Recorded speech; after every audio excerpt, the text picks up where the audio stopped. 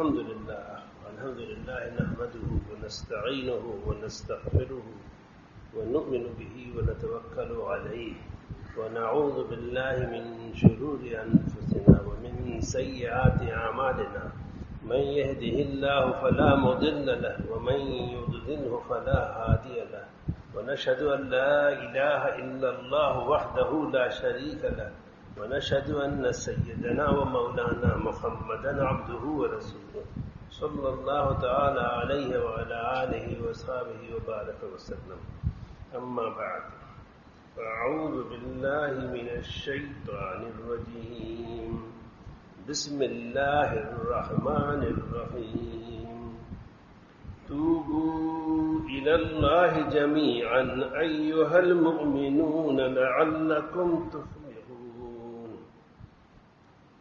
اے مسلمانوں توبہ کرو، یعنی اللہ کی طرف رجوع کرو، اللہ کے احکام کو مانو اور ہر ایسی چیز کو چھوڑ دو جس کو اللہ میں نے منع کیا ہے. یہ توبہ ہے.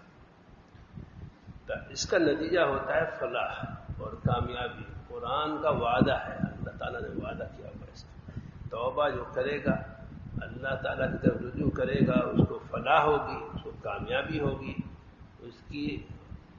وہ تو اللہ والا بن جائے گا. توبہ سے ہی بندہ اللہ والا بنتا ہے. اور یہ بات کہ استغفار کرو، توبہ کرو، کلام پاک میں کئی آیات میں اس کا حکم آیا ہے. تو اس حکم کی وجہ سے استغفار اور توبہ اور رجوع الی اللہ جو چاہیں آپ کہیں، یہ کیا ہو گیا؟ فرض ہو گیا، بالکل صاف صریح حکم ہو گیا، جس کو معمولی سمجھنا غلط ہے. اسی لیے اہل اللہ جو ہے وہ ہر وقت استغفار میں مشغول رہتے ہیں، راتوں کو اٹھ کے بھی روتے ہیں اور معافی مانگتے ہوتے ہیں.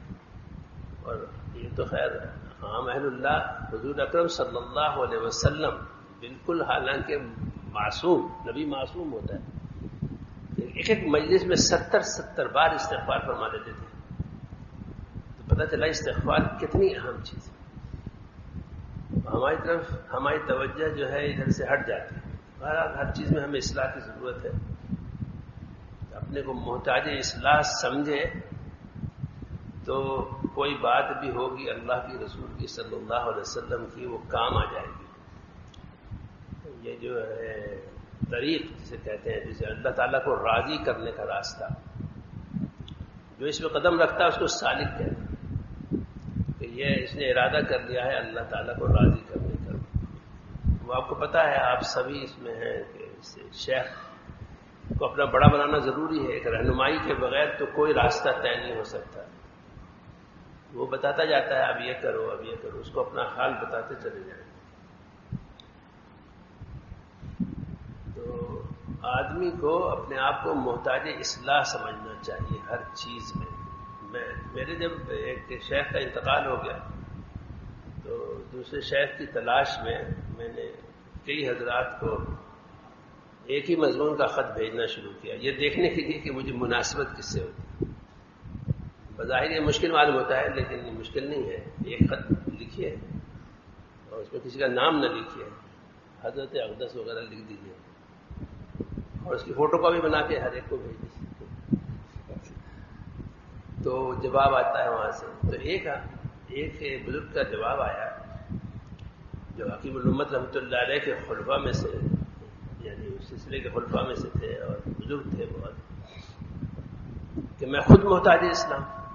کا جواب آیا کہ میں نے لکھا تھا کہ حضرت مجھ کو اصلاح کی بہت ضرورت ہے ابھی، اور شیخ کا انتقال ہو گیا ہے، مجھے تو نظر نہیں آتا کوئی اور. تو جواب میں لکھا کہ میں خود محتاج اسلام. تو پہلی چیز تو یہ ہے کہ آدمی کو احساس ہو کہ وہ اس کو اصلاح کی ضرورت ہے. اسی عنوان کو حضرت مولانا مسیح اللہ جلال آبادی رحمۃ اللہ علیہ، یہ حکیم الامت رحمۃ اللہ علیہ کے بڑے خلفاء میں سے، بڑے عجیب بزرگ تھے. تو ان کی کتاب ہے شریعت اور تصوف. اس میں شروع میں ہی انہوں نے فرمایا ہے کہ اس طریق کا جو پہلا قدم ہے وہ تواضع ہے، اور جو تواضع سے محروم ہو وہ حقیقتاً محروم ہے، کچھ نہیں حاصل کر سکتا۔ تو میرا طریقہ یہی ہے کہ جب کہیں بیان میں بیٹھیں یا سنیں یا کتاب پڑھیں تو اپنے کو محتاج اصلاح سمجھیں اور تواضع اختیار کریں۔ یعنی تواضع اس کو کہتے ہیں، یہ ایک سبق ہے جو ہر بار یاد کرنا چاہیے۔ تواضع نہیں ہوگی تو انگریزی زبان میں کہتے ہیں ان پٹ بند ہو جائے گا، ان پٹ نہیں ہوگی، کوئی چیز آپ کے دل میں داخل نہیں ہوگی۔ یہ کبر ایسی خراب چیز ہے۔ تواضع کا عکس کبر ہے، تواضع کا عکس کبر ہے، اور کبر کے بارے میں حضور اکرم صلی اللہ علیہ وسلم نے صراحتاً فرمایا ہے کہ جس کے دل میں رائی برابر کبر ہوگا وہ جنت میں نہیں جائے گا، کبھی اس کے خلاف ہو ہی نہیں سکتا۔ تو سب سے اہم چیز تو بہرحال، دوسری چیزیں تو اپنی جگہ پہ ہیں، اس کو تو بہرحال سمجھنا چاہیے کہ اپنے آپ کو دنیا کا سب سے حقیر شخص سمجھنا ہر لحاظ سے، یہ تواضع کہلاتا ہے، سوچنا۔ یعنی بالقصد اگر وہ ایسا سوچتا ہے کہ میں دنیا کا سب سے حقیر شخص ہوں، ابھی حقیر کی تفسیر ابھی عرض کرتا ہوں، تو یہ شخص متواضع ہوگا۔ بالقصد اگر سوچتا ہے ایسا کہ میں تو سب سے گیا گزرا ہوں، سب سے گیا گزرا ہوں، اس کو کبر اور تواضع دونوں عکس ہیں ایک دوسرے کے۔ اگر کبر ہوگا تو تواضع نہیں ہوگی، تواضع ہوگی تو کبر نہیں ہوگا۔ اور تو کس طرح سے اپنے آپ کو سب سے کم سمجھیں، کن کن چیزوں میں لکھا ہے؟ صفات کمالیہ میں۔ صفات کمالیہ کیا ہیں؟ 4 چیزوں سے نکلتی ہیں۔ ایک عقل، علم، عزت اور عبادت، یہ چاروں کو عین سے کر دیا۔ یہ چاروں صفات کمالیہ ہیں۔ تو اپنے آپ کو عقل میں، علم میں، عبادت میں، عزت، دنیا کا سب سے کم آدمی سمجھو گے، سوچو گے، سوچنے میں تمہارا جاتا کیوں ہے؟ کیا سوچنے سے تو کمی نہیں ہو جاتی۔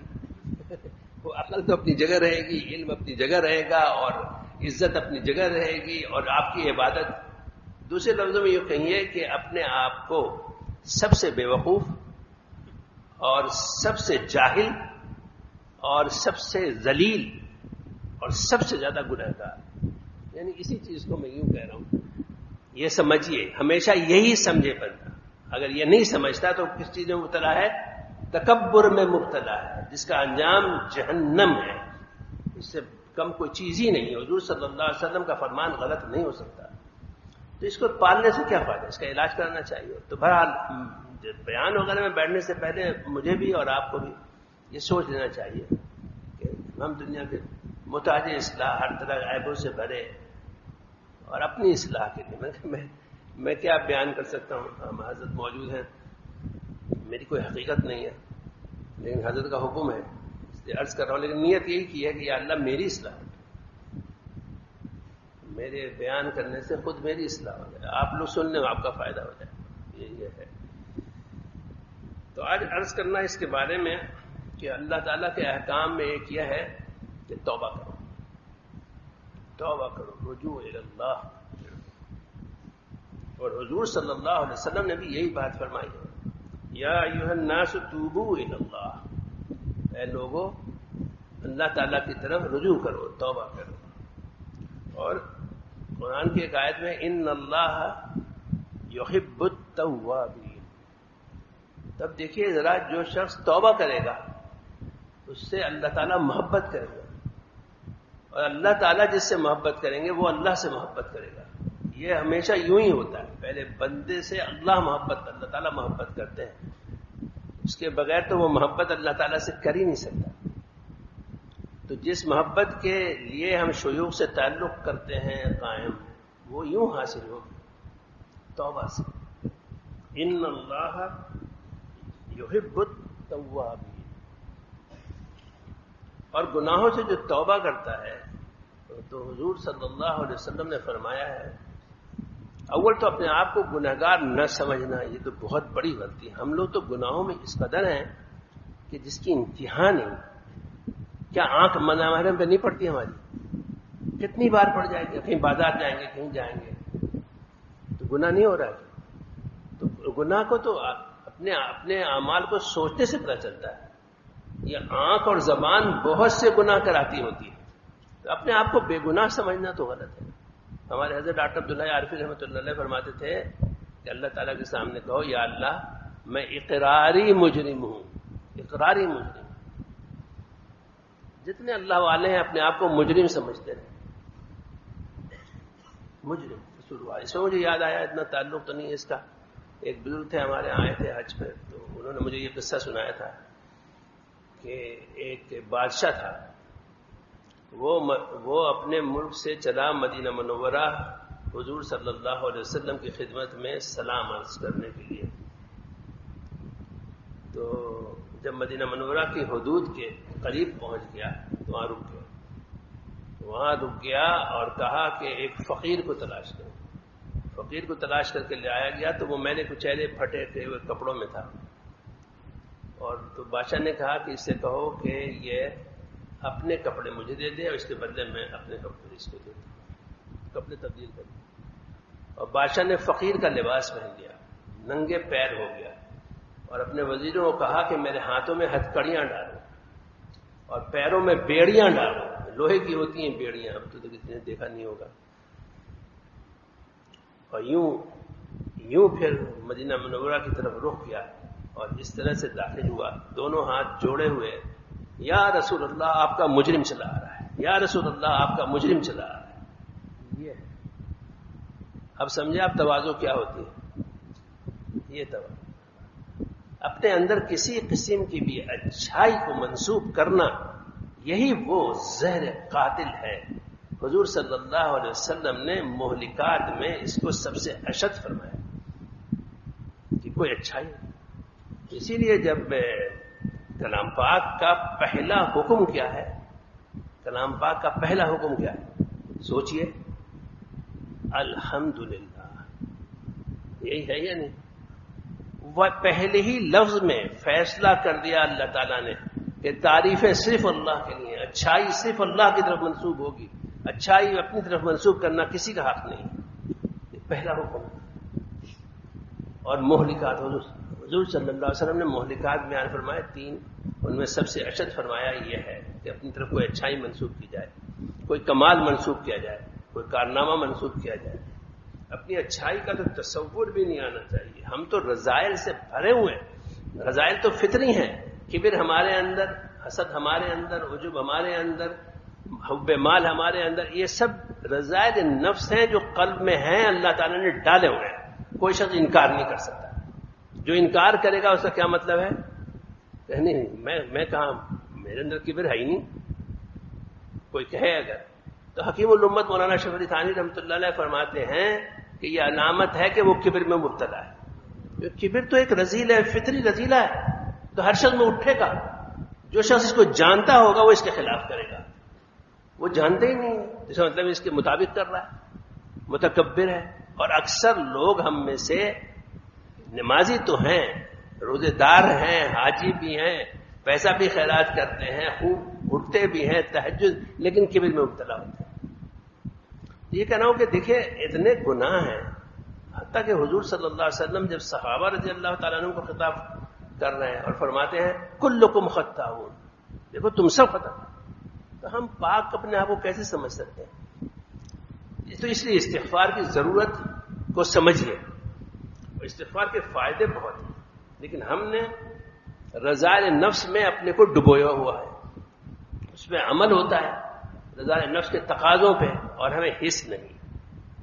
وہ کسی کا شعر ہے، رہتا ہے تیرے پاس تو اغیار کا ہجوم.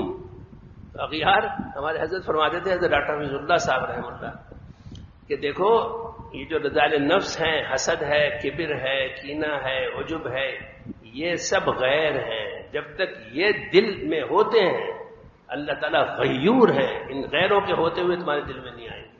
تو یہاں یہ کہا جا رہا ہے کہ اغیار کا ہجوم، یہی اغیار ہے ہمارے تقاضائے نفس، رذائل نفس. رہتا ہے تیرے پاس تو اغیار کا ہجوم، وہ عہد قدیم یاد دلاؤں تو کس طرح. جب غیر بیٹھے ہوئے اتنے تو کیا یاد دلاؤں؟ عہد قدیم عہد قدیم تو یہ تھا کہ اللہ تعالیٰ کی فرما برداری کریں گے. وہ عہد قدیم یاد دلاؤں تو کس طرح، وہ گھر جو رنج و غم کے بگولوں کی زد میں ہو، وہ گھر جو رنج و غم کے بگولوں کی زد میں ہو، یعنی ان رذائل میں مبتلا ہو، اس گھر میں اب چراغ جلاؤں تو کس طرح، اس گھر میں اب چراغ جلاؤں تو کس طرح. تو یہ ہے ہم لوگ اپنی اصلاح کی طرف توجہ ہی نہ دیں اور بالکل اپنے رذائل نفس کو قوت دیتے چلے جائیں تو انجام کیا ہو؟ انجام یہ ہو کہ اب وہ حیرانی ہوتی ہے کہ کریں کیا، کیسے یہ چراغ جلایا جائے قلب میں، دل میں یہ چراغ کیسے جلے. حضرت امام غزالی رحمۃ اللہ علیہ فرماتے ہیں کہ توبہ کرنا اور اللہ کی طرف رجوع کرنا، یہ پہلے میں نے اس لیے عرض کر دیا کہ دیکھیے اپنے آپ کو جب تک ہم گنہگار نہیں سمجھیں گے، محتاج اصلاح نہیں سمجھیں گے، بیان بیکار ہے، بالکل بیکار. سب سے پہلی چیز تو یہ ہے کہ اپنے کو گنہگار اور دنیا کا حقیر ترین شخص سمجھو، ورنہ تمہارے ان پٹ چینلز بند ہو جاتے ہیں، کچھ بھی نہیں ہوتا، یہ داخل نہیں ہو سکتی کوئی چیز. اللہ اور رسول صلی اللہ علیہ وسلم کی باتیں قلب میں داخل نہیں ہو سکتی، کیونکہ جس کے دل میں رائی برابر بھی کبر ہوگا وہ جنت میں نہیں جائے گا.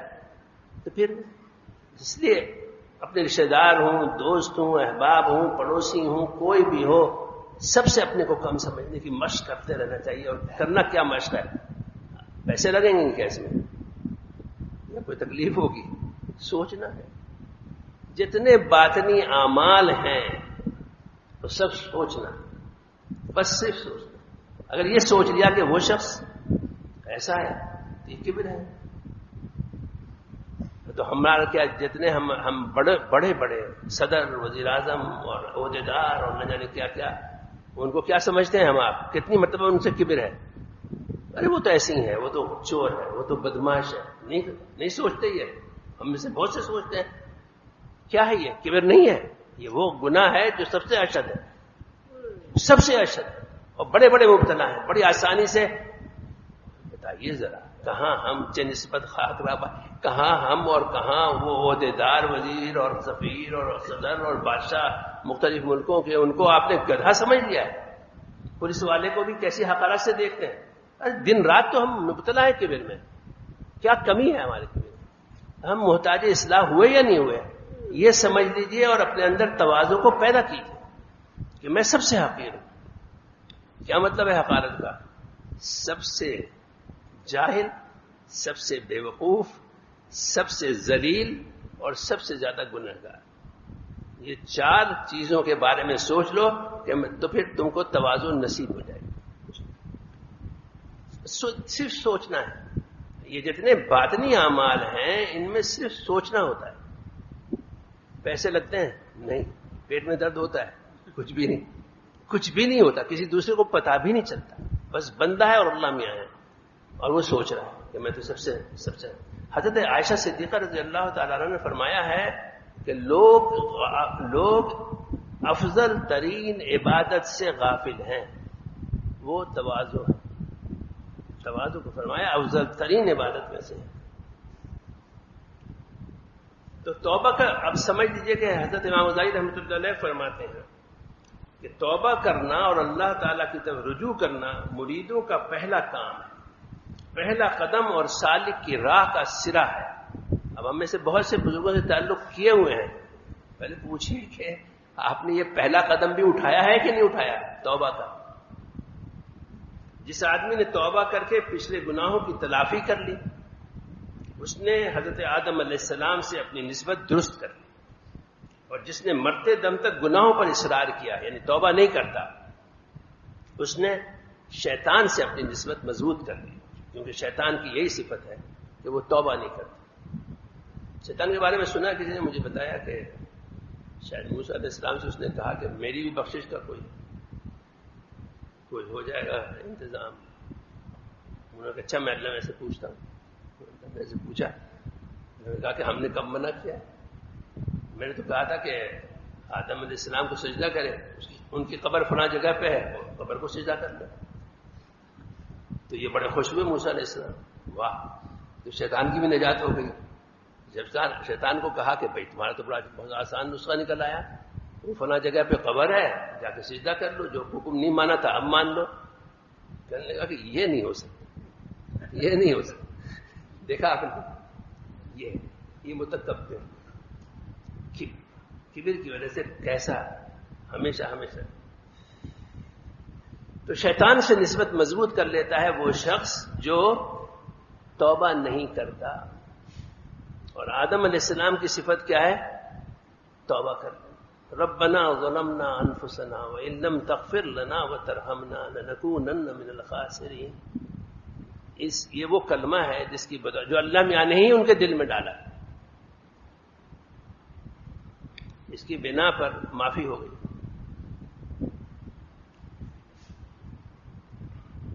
تو ایمان والوں کے لیے حکم ہے قرآن میں، یا ایھا الذین آمنوا توبوا الی اللہ توبۃ نصوحا. اے ایمان والو، اللہ تعالی کی طرف خالص توبہ کرو. اور توبہ کی حقیقت یہ ہے کہ گناہ کو آخرت کے لیے زہر قاتل سمجھو. یعنی جب بندہ توبہ کرے گا اور توبہ سچی ہو جائے گی تو اس کو گناہوں سے کیا ہوگا؟ نفرت ہو جائے گی، نفرت ہو جائے گی. گناہوں سے نفرت ہوگی، جیسے زہر سے، بیماری سے، ان چیزوں سے نفرت ہوگی. تو ہر مومن پر فرض واجب ہے. اللہ تعالیٰ تو بہت ہی معاف کرنے والے ہیں، لیکن کس کے لیے؟ جو توبہ کرے. وہ ہے کہ وَإِنِّي لَغَفَّارٌ لِمَن تاب. میں ہوں غفار، بہت بخشنے والا. کس کے لیے؟ جو توبہ کرے.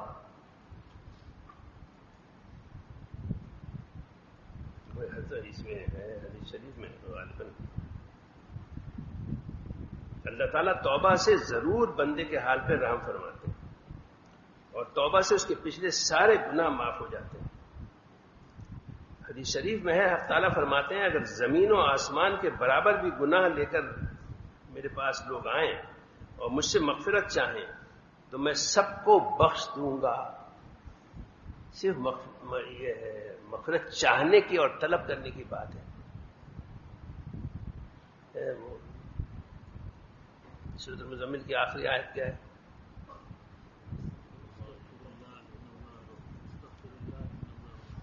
واستغفر اللہ فاستغفر اللہ ان اللہ غفور الرحیم. صاف فرما دیا تم مجھ سے معافی تو مانگو، اللہ تعالیٰ تو غفور الرحیم ہے، تمہاری معافی فوراً ہو جائے گی. معافی فوراً ہو جاتی ہے، یاد رکھیے. حق تعالیٰ تو چاہے کتنے ہی گناہ ہو کسی کے سب معاف کر دیں گے. بس اتنی سی بات ہے کہ تم ہو اور اللہ میاں تنہائی میں بیٹھ جاؤ اور کہو کہ یا اللہ میں نے تو بہت گناہ کیے. سب سے پہلے تو ہمارے حضرت کہتے تھے کہ اقراری مجرم بن جاؤ، پاک نہ بنو. پاک بنو گے تو جہنم میں جاؤ گے. کوئی پاکی ہمارے اندر نہیں ہے، ناپاکی ہی ناپاکی ہے. بس یہ کہو کہ یا اللہ اقراری مجرم ہوں، بہت گناہ کیے ہیں اور حد طرح کے گناہ کیے ہیں، اب میں توبہ کرتا ہوں، مجھے معاف کر دیں. اتنی سی بات ہے، اس پر آپ کے سارے گناہ معاف ہو جائیں گے.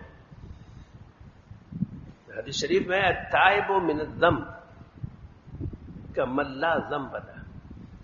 جو توبہ کرتا ہے گناہ سے، گناہوں سے، وہ ایسا ہو جاتا ہے. دیکھیے حضور صلی اللہ علیہ وسلم کا فرمان ہے جیسے اس نے گناہ کیا ہی نہ ہو.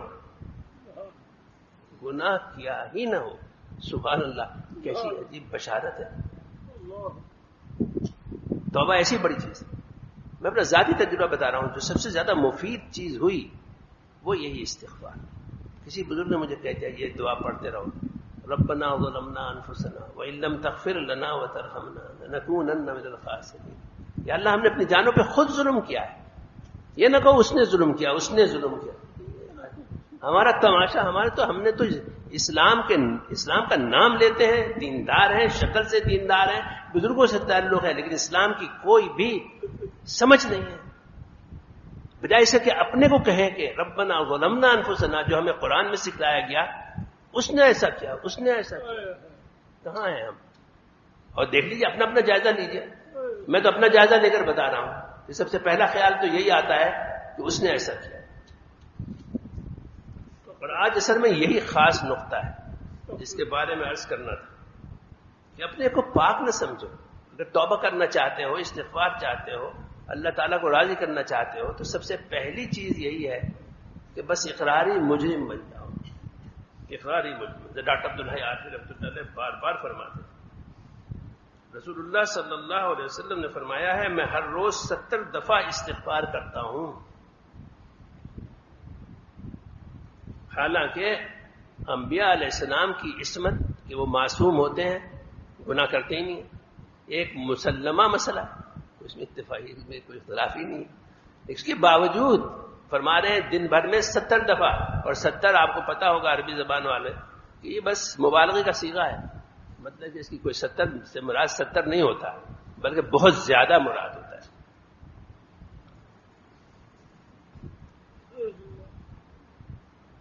جب حضور صلی اللہ علیہ وسلم استغفار فرما رہے ہیں تو ہم آپ کیا چیز ہیں؟ ہم آپ کو کتنا استغفار کرنا چاہیے؟ اور حضور صلی اللہ علیہ وسلم کو آخری حکم بھی کس چیز کا ہوا؟ وَاسْتَغْفِرْ اِذَا جَاءَ نَصْرُ اللَّهِ اذا جاء نصر الله والفتح ورأيت الناس يدخلون في دين الله افواجا فسبح بحمد ربك واستغفر انه كان توابا. یہ حکم ہوا کہ اب ہوگا، جو ہونا تھا ہو گیا. افواج کی افواج مسلمان ہو رہی ہیں، اسلام میں داخل ہو رہی ہیں. حضور صلی اللہ علیہ وسلم اور صحابہ غالباً سمجھ گئے کہ یہ حضور صلی اللہ علیہ وسلم کی یہاں سے دنیا سے جانے کی وہ ہے بشارت ہی کہیے. تو کیا کہا اللہ میں نے؟ وَاسْتَغْفِرْ، استغفار کی. اللہ تعالیٰ تو معاف کرنے والا. تو حضور صلی اللہ علیہ وسلم جیسی ہستی کو آخری حکم جو ہو رہا ہے وہ اس کا ہو رہا ہے استغفار کی. دیکھیے استغفار تو میں اپنے دوستوں کو کہتا رہتا ہوں، دیکھو دل سے یہ آواز تو ہر وقت اٹھتی رہے، یا اللہ معاف کر دیجیے، یا اللہ معاف کر، یا اللہ معاف کر. یہ آواز تو اٹھنی بند ہی نہ ہو. ارے ہم ہیں گنہگار، کاش ہمیں سمجھ میں آ جائے، کاش ہمیں سمجھ. یہ اس وقت سمجھ میں آئے گا جب اللہ تعالیٰ کی عظمت کچھ منکشف ہو جائے، تب پتہ چلے گا کہ ہم کتنے گنہگار. چونکہ ایک حدیث شریف میں میں لاہور گیا تھا تو وہاں حضرت صوفی سرور صاحب رحمۃ اللہ کا بیان ہو رہا تھا، تو میں سن رہا تھا. تو فرما رہے تھے کہ قیامت کے روز ایک بات یہ بھی ہوگی کہ لوگ بہت پریشان ہو جائیں گے. گرمی کی شدت ہے، دھوپ ہے، یوم حشر ہے. پریشان ہو کر لوگ کہیں گے کہ اب اور وہ جو حساب کتاب ہے شروع نہیں ہو رہا ہے، اس میں اتنی تکلیف میں پڑے ہوئے ہیں. تو سب جائیں گے آدم علیہ السلام کو کہ اب آپ خدا کے لیے اللہ میں سے سفارش کی تھی، ہم سے برداشت نہیں ہو رہی تھی. تو آدم علیہ السلام کہیں گے کہ آج تو اللہ تعالیٰ غضب میں میری ہمت نہیں ہے. مجھ کو تو اللہ میں نے ایک ہی حکم دیا تھا اور میں نے اس کو بھی توڑ دیا تھا کہ اس درخت کے قریب نہ جانا. تو اتنا ڈر رہے ہیں. آدم علیہ السلام اور اس قصور کی معافی بھی ہو چکی، ان کو بتا بھی دیا گیا، پھر بھی ڈر رہے ہیں. اور ہم نڈر بے خوف ہنسی مذاق گناہوں میں پلے ہوئے ہیں. یہ موبائل کے کم گناہ کا ذریعہ ہے، اکثر لوگ یہ تو گناہ کا ذریعہ. بہت احتیاط کرو تب جا کے بچ سکتے ہیں کچھ تھوڑا بہت. لیکن میں کہہ رہا ہوں اس کو چھوڑیے. باہر نکلیے گا نامحرم پہ نظر پڑے گی، گھر میں جائیے گا نامحرم پہ نظر پڑے گی، اور زبان سے کبھی غیبت نکلے گی، کبھی غصہ ہوگا، کبھی کچھ. ارے اپنا جائزہ تو لیں ہم. کیا یہ سب چیزیں جو ہیں گناہ جنت کا راستہ نہیں ہے، جہنم کا راستہ ہے. تو پھر آدم علیہ السلام جب بھی منع کر دیں گے تو لوگ پھر وہ کہیں گے جاؤ نوح علیہ السلام کے پاس جاؤ. نوح علیہ السلام کے پاس لوگ جائیں گے، کہیں گے آج تو اللہ میاں غضب میں ہے، آج میں کچھ نہیں کہہ سکتا، اور اللہ میاں کا تو میں تو قصور کر چکا ہوں. اللہ میں نے منع کیا تھا لیکن میں نے بیٹے کی سفارش کر ڈالی تھی، اس کا ابھی تک غم ہے، حالانکہ قیامت کا دن ہے. پھر اسی طرح سے وہ جائیں گے ہر پیغمبر کے پاس، ہر ایک عذر کر دے گا. آخر حضور صلی اللہ علیہ وسلم کے پاس جائیں گے تو حضور صلی اللہ علیہ وسلم کو اللہ تعالیٰ حکم دیں گے اور وہ سجدے میں گر پڑیں گے، اور اللہ تعالیٰ ان کو ایک خاص دعا بتائیں گے، طریقہ بتائیں گے. تو وہاں سے پھر حساب کتاب شروع ہوگا.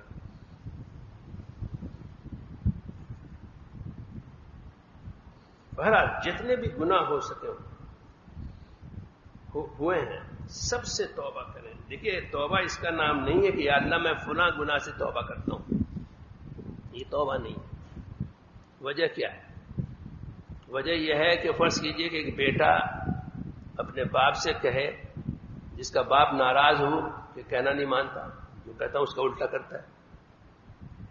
تو بیٹا باپ سے کہے کہ بیٹا کہ ابا میں فلاں فلاں بات تو آپ کی مانوں گا اور فلاں فلاں بات نہیں مانوں گا. تو باپ کیا کرے گا؟ جوتا اتار کے دھن دے گا اس کو. بدتمیز. یہ معافی مانگنے کا طریقہ ہے، یہ معافی مانگنے کا طریقہ ہے. تو اللہ میں سے یہ معاملہ کرو گے؟ یہ کہو کہ یا اللہ اب تک جتنے بھی ہم نے گناہ کیے ہیں اور جیسے بھی کیے ہیں ان سب کا حاصل صرف یہ ہے کہ آپ کے حکم کے خلاف کیا ہے. بس یا اللہ میں اسی سے توبہ کرتا ہوں، آئندہ آپ کے حکم کے خلاف ہرگز کچھ نہیں کروں گا. یہ توبہ ہے. یہ توبہ نہیں کہ ایک گناہ سے توبہ اور سارے گناہوں میں مبتلا. یہ نہیں، اس کے ارادے دل میں ہیں. بھائی جب توبہ کرنے کو آئے ہو، اللہ والے بننا چاہتے ہو تو توبہ کر لو. یا اللہ آپ کی نافرمانی، اللہ کی نافرمانی میں سوائے نحوست اور ذلت اور رسوائی اور خرابی اور دنیاوی اور دنیاوی دینی نقصان، اس کے سوا کچھ نہیں. تو یاد رکھو ہر گناہ منحوس ہوتا ہے، ہر گناہ نحوست لاتا ہے. یہ لوگ جو غصہ کرتے ہیں آپ جا کے دیکھ لیجئے، میں کہتا ہوں کہ غصہ نحوست لانے والا گناہ ہے. جس گھر میں غصہ ہوتا ہے وہاں نحوست ہوتی ہے. تو غصہ حرام، غصہ کرتے ہیں. جھوٹ حرام ہے، جھوٹ بولتے ہیں. غیبت حرام ہے، غیبت بولتے ہیں. ہر چیز جو کہ حضور صلی اللہ علیہ وسلم اور صحابہ کے زمانے میں حرام تھیں، اب تو خیر یہاں تک بھی غنیمت ہے کہ اس کو حرام سمجھیں. اب تو اس سے بھی آگے بڑھ گئے. جو چیزیں سراحتاً حرام تھیں ان کو حلال کر لیا. سود حلال، تصاویر حلال، جھوٹ حلال، ہر چیز کو حلال کر لیا. تو یہ تو ایمان ختم ہو جائے گا. کسی بھی گناہ کو حلال سمجھنے سے ایمان جاتا رہتا ہے. ویسے زیور میں دیکھ لیجیے یہ عقیدہ. تو اللہ تعالیٰ سے توبہ کرو، چاہے 1000 بار توبہ ٹوٹے. این درگہے ماں درگہے نامیدی نیست، این درگہے ماں درگہے نامیدی نیست. 100 بار اگر توبہ شکستی بازا چاہے نہیں. توبہ ٹوٹنے کی فکر نہ کرو. جب توبہ ٹوٹے گی پھر توبہ کرنا، پھر تمہارے درجات بلند ہوں گے. پھر توبہ ٹوٹے گی پھر توبہ کرو، چاہے 1000 بار توبہ کرو، تمہارا کیا جاتا ہے. لیکن توبہ کرتے جاؤ کرتے جاؤ کرتے جاؤ، کام تمہارا بن جائے گا. توبہ کرتے کرتے ہی کام بن جائے گا. رند کے رند رہے ہاتھ سے جنت نہ گئی. جب گناہ ہو تب توبہ کرو. لیکن قرآن میں ہے کہ جلدی توبہ کرو. جیسی گناہ ہو فوراً توبہ کرو. گناہ کا احساس ہوتے ہی فوراً توبہ کرو. دیکھیے ایک بات آپ توبہ کو سمجھیے کہ توبہ ہے کیا، اور ہم جو توبہ کرتے ہیں وہ واقعی توبہ ہے یا نہیں ہے. توبہ کے ساتھ ایک شرط لگا دی اللہ نے، وہ میں آپ کو قرآن پاک کی بعض آیات پڑھ کے سناتا ہوں. ایک آیت ہے اس کی،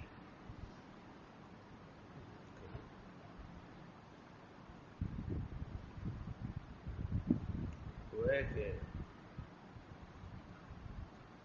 وَإِذَا جَاءَكَ الَّذِينَ يُؤْمِنُونَ بِآيَاتِنَا فَقُلْ سَلَامٌ عَلَيْكُمْ كَتَبَ رَبُّكُمْ عَلَى نَفْسِهِ الرَّحْمَةَ أَنَّهُ مَنْ عَمِلَ مِنْكُمْ سُوءًا بِجَهَالَةٍ ثُمَّ تَابَ مِنْ بَعْدِهِ وَأَصْلَحَ فَأَنَّهُ غَفُورٌ رَحِيمٌ. مطلب یہ ہے اس کا کہ یہ لوگ جب آپ کے پاس آئیں جو ہماری آیتوں پر ایمان رکھتے ہیں، یعنی ایمان والے ہیں، تو یوں کہہ دیجئے کہ تم پر سلامتی ہے، تمہارے رب نے مہربانی فرمائی. مہربانی فرمانا اپنے ذمے کر لیا کیونکہ تم ایمان والے.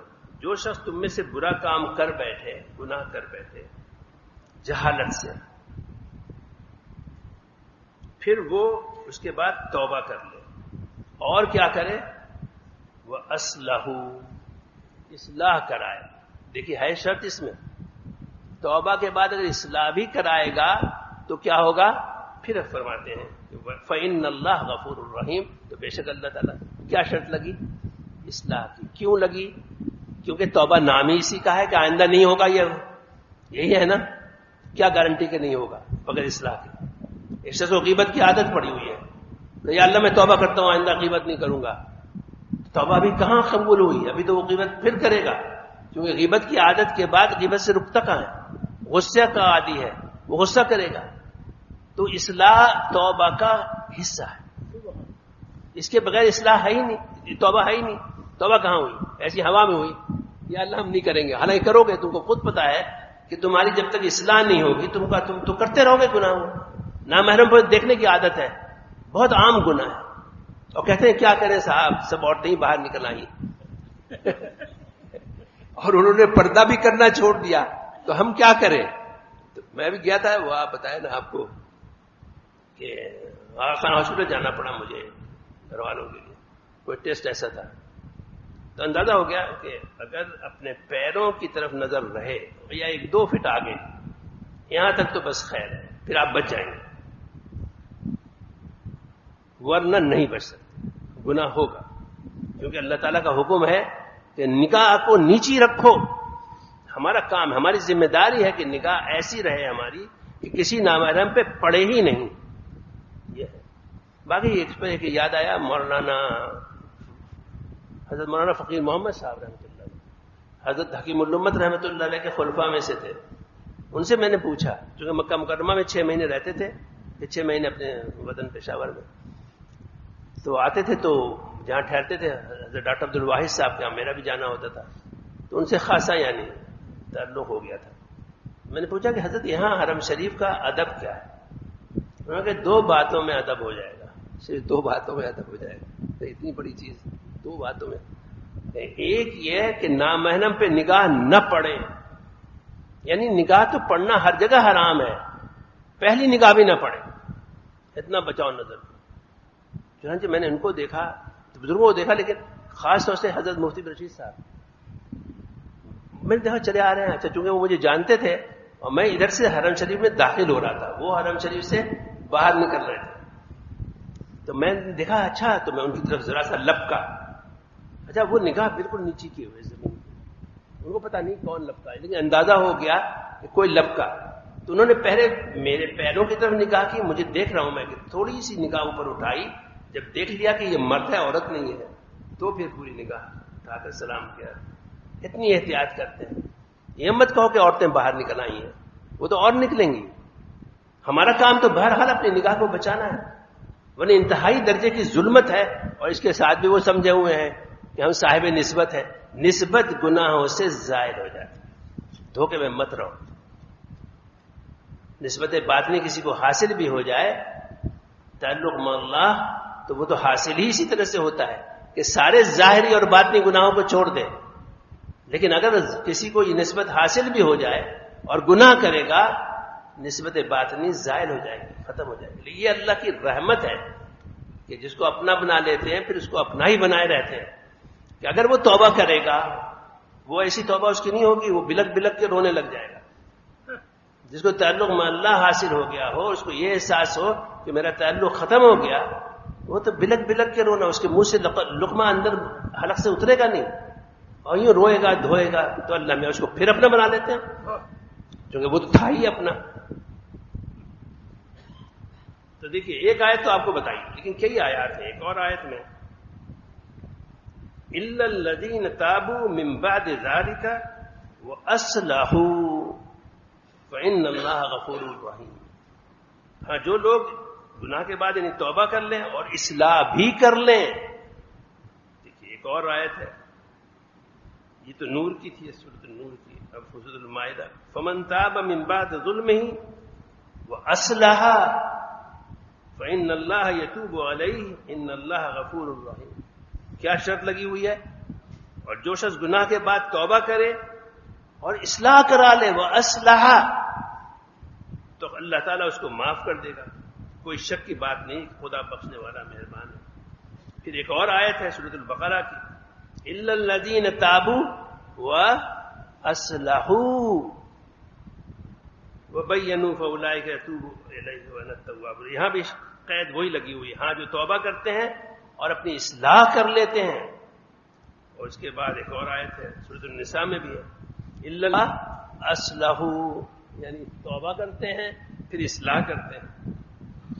تو دیکھیے کتنی آیات ہیں، اور ڈھونڈیں گے تو آپ کو اور مل جائیں گی کہ توبہ کی شرط کیا ہے؟ اصلاح. تو اللہ تعالیٰ بالکل معاف کر دیں گے، ایسا معاف کریں گے کہ بڑے درجات بلند ہو جائیں گے. رسول اکرم صلی اللہ علیہ وسلم نے ارشاد فرمایا کہ اللہ تعالیٰ فرماتے ہیں کہ گناہ گاروں کا رونا، آہ کرنا، گڑ گڑانا مجھے تسبیح پڑھنے والوں کی سبحان اللہ کی آوازوں سے زیادہ محبوب ہے. دیکھیے نا، گناہ تو ہم تو ہیں گناہ گار، اقرار کرو اور معافی مانگو، اللہ تعالیٰ کو زیادہ پسند یہ ہے. اور ایک موقع پر حضور اکرم صلی اللہ علیہ وسلم نے فرمایا ہے کہ اللہ تعالیٰ اپنے مومن بندے کی توبہ سے کیسا خوش ہوتا ہے. یہ حدیث شریف میں ہے، میں حدیث شریف نہیں بیان کر رہا ہوں، اس کا خلاصہ بیان کر رہا ہوں کہ جیسے ایک سوار ہو اور اس کے پاس سواری میں کوئی اونٹ ہو یا اس پہ سب سامان لدا ہوا ہے اس کا، اور وہ صحرا میں گم ہو جائے اور سو کے اٹھے تو دیکھے کہ اونٹ گئے تو سارا سامان بھی گیا. اب سوائے اس کے کہ موت اور کوئی چیز نہیں ہے. بہت ڈھونڈ ڈھانڈ کے پریشان ہو کے اس نے سوچا کہ اب تو میں مر ہی رہا ہوں، تو اب سو. جب وہ لیٹ گیا اور اب اس کی دوبارہ آنکھ کھلی تو اونٹ موجود، تو اس کی خوشی کتنی ہوگی. اللہ تعالیٰ بندے کے توبہ کرنے سے اس سے زیادہ خوش ہوتے ہیں.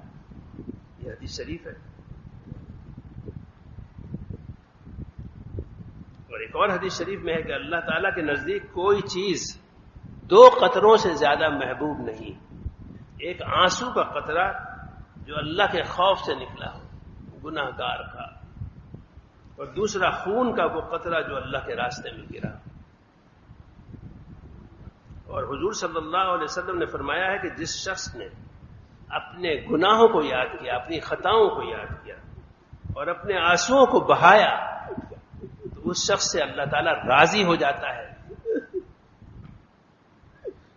ندامت کے آنسوؤں کے وہ قطرے جو سجدے میں گنہگاروں کی آنکھوں سے گرتے ہیں وہ اتنے قیمتی ہیں کہ اللہ تعالیٰ کی رحمت ان کو شہیدوں کے خون کے برابر درجہ دیتی ہے. اور حضرت عبداللہ ابن عباس رضی اللہ تعالیٰ عنہ سے روایت ہے کہ رسول اللہ صلی اللہ علیہ وسلم نے ارشاد فرمایا کہ جو بندہ استغفار کو لازم پکڑ لے. دیکھیے میں کہتا ہوں بھائی دل سے تمہاری آواز رکتی کیسے ہے؟ ہم تو ہیں خطا کار، گناہ گار، یا اللہ معاف کر دیجیے، یا اللہ معاف کر دیجیے. ایک استاد نے بچے کے اوپر اٹھا لی چھڑی، بدتمیز، پھر وہی حرکت کی اور چھڑی اٹھائے ہوا ہے تو بچہ کیا کرے گا؟ معاف کر دیجیے استاد، معاف کر دیجیے استاد.